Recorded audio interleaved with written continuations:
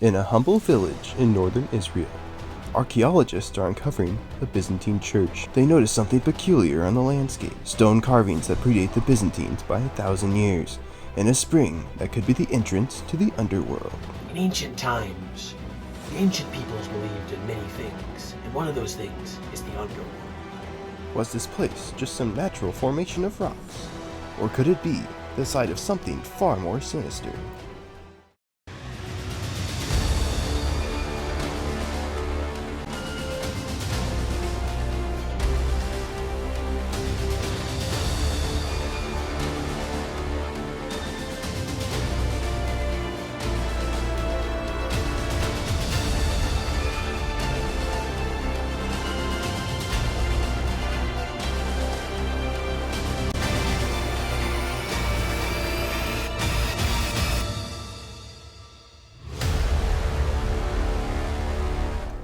Located on top of the town of Banias lies a beautiful spring and a mysterious cave. In ancient times, it was known as Caesarea Philippi. Mainstream science suggests that it was named after a salad, but ancient Israeli theorists propose that the name had far more significance. Could this place have been named after an ancient Roman emperor?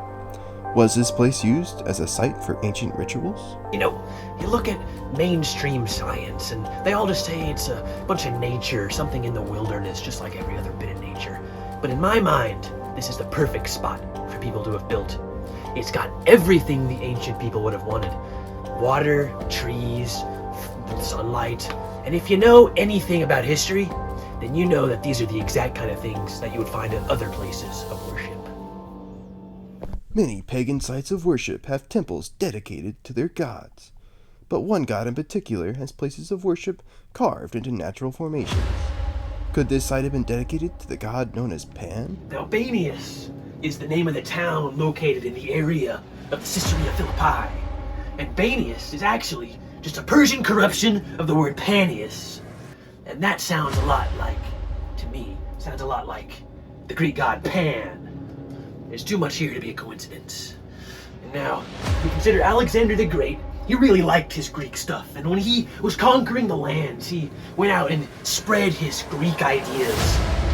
Now, this area, Caesarea Philippi, was once conquered by Alexander the Great. He would have brought his Greek ideas.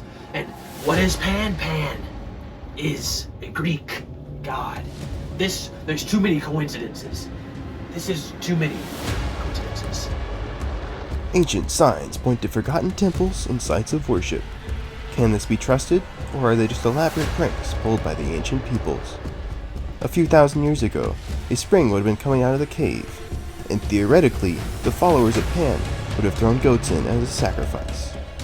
If I were living in this area at the time, and I saw goats being tossed in a pit as sacrifices, you know what I think I'd call this? I'd probably call this the gates of hell.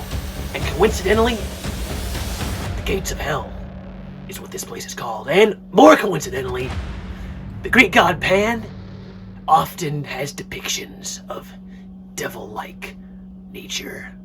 Modern science thinks of this place as nothing more than a pretty spring, but ancient Israeli theorists propound that there is more than meets the eye. Was this place visited by Alexander the Great during his conquest, bringing Greek influence into the area? Was this the site of ancient temples to a goat god? And did people perform almost demonic rituals? Perhaps there is even more to ancient Israel than modern science would suggest, just waiting in a spring in a cave somewhere.